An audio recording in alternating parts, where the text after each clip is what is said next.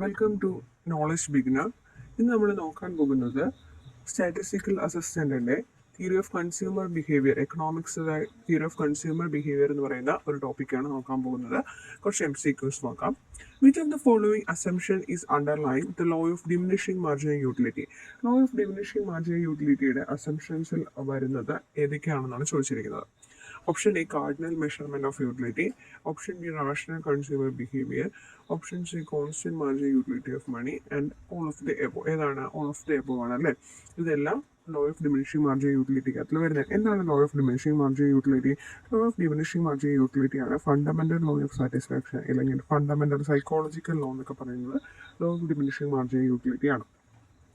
Law of diminishing marginal utility എന്ന് പറയുന്നത് law of diminishing marginal utility states utility of each successive units goes on diminishing as more and more units of commodity consumed when units of other commodity remains constant.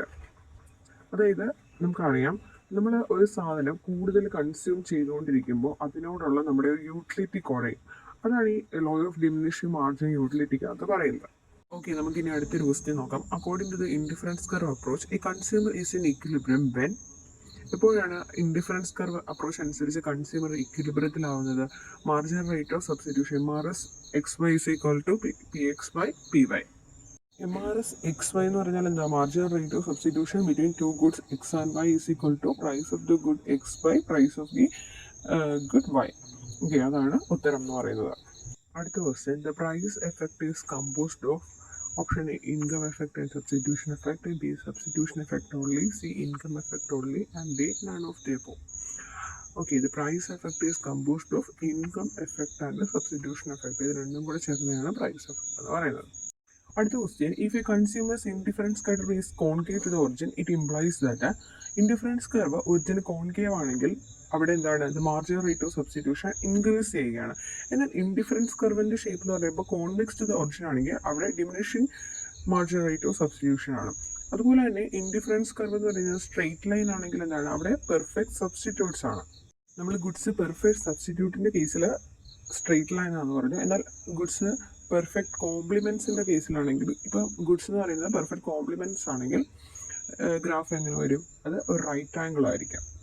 ഇവിടുത്തെ ഈ options ഒന്നുകൂടെ നോക്കി നമുക്ക് മനസ്സിലാവും. Goods are perfect substitutes ആണെങ്കിൽ അവിടെ എന്താണ്? Straight line ആണ്. എന്നാൽ ഗുഡ്സ് ആർ പെർഫെക്റ്റ് കോംപ്ലിമെന്റ്സ് ആണെങ്കിൽ അവിടെ റൈറ്റ് ആംഗിൾ ട്രയാംഗിൾ ആണ്. അതുപോലെ തന്നെ marginal rate of substitution increase ചെയ്യുകയാണെങ്കിൽ ഇൻഡിഫറൻസ് കർവിന്റെ ഷേപ്പ് എന്ന് പറയുന്നത് കോൺകേവ് ആണ്. എന്നാൽ marginal rate of substitution diminish അല്ലെങ്കിൽ ഡിക്രീസ് ചെയ്യുകയാണെങ്കിൽ അവിടെ കോൺവെക്സ് ആണ്.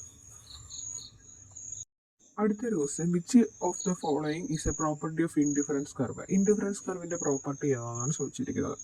ഇൻഡിഫറൻസ് കർവ് ഇന്റർസെക്ട് ചെയ്യത്തില്ല, അപ്പോൾ നമ്മൾ പരസ്പരം ഇന്റർസെക്ട് ചെയ്യാറില്ല. അതുപോലെ തന്നെ ഇൻഡിഫറൻസ് കർവ് എന്ന് പറയുന്നത് കോൺവെക്സ് ടു ദ ഒറിജിൻ ആണ്. ദെയർ ഡൗൺവേർഡ് സ്ലോപ്പിംഗ് ആണ്.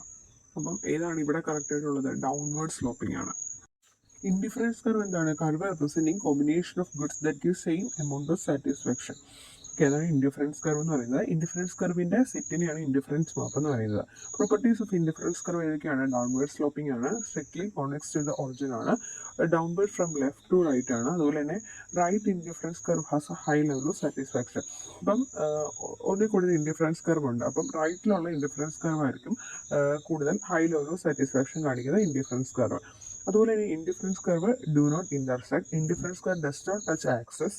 ഓക്കെ, അതുപോലെ തന്നെ മറ്റൊരു പ്രോപ്പർട്ടി എന്താണ്? Slope of indifference curve is equal to marginal rate of substitution. Indifference കർവിന്റെ സ്ലോപ്പ് എന്ന് പറയുന്നത് എന്തിനോട് ഈക്വൽ ആണ്? മാർജിനൽ റേറ്റ് ഓഫ് സബ്സ്റ്റിറ്റ്യൂഷനോട് ഈക്വൽ ആണ്. അടുത്തത് law of diminishing marginal utility. എന്താണ് law of diminishing marginal utility എന്ന് പറയുന്നത്?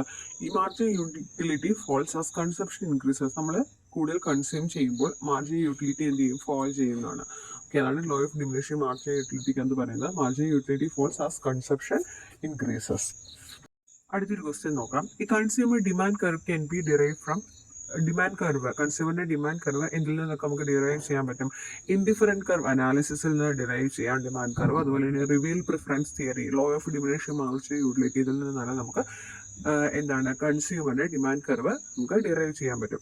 അതുപോലെ തന്നെ നമ്മളൊരു പ്രോപ്പർട്ടി പറഞ്ഞായിരുന്നു, ഇൻഡിഫറൻസ് കർവ് എന്ന് പറയുന്നത് എന്തിനോട് ഈക്വൽ ആയിരിക്കും? Slope of indifference curve is equal to marginal rate of substitution. ഓർത്ത് വെക്കണം. അടുത്ത question, if the price of a good increases the budget line will be എന്താണ് ഷിഫ്റ്റ് ഇൻവേഴ്സ്. ഓക്കെ, അടുത്തത് എന്താണ് ഗിഫൻ ഗുഡ്സ് എന്ന് പറയുന്നത്? ഗിഫൻ ഗുഡ്സ് എന്ന് പറയുന്നത് ഡിമാൻഡ് ഇൻക്രീസ് ചെയ്യും, അതായത് പ്രൈസ് ഇൻക്രീസ് ചെയ്യുമ്പോൾ ഡിമാൻഡും ഇൻക്രീസ് ചെയ്യുന്ന ഗുഡ്സിനെയാണ് ഗിഫൻ ഗുഡ്സ് എന്ന് പറയുന്നത്. അപ്പോൾ എന്താണ് Giffen good is a good for which demand increases when this price increases.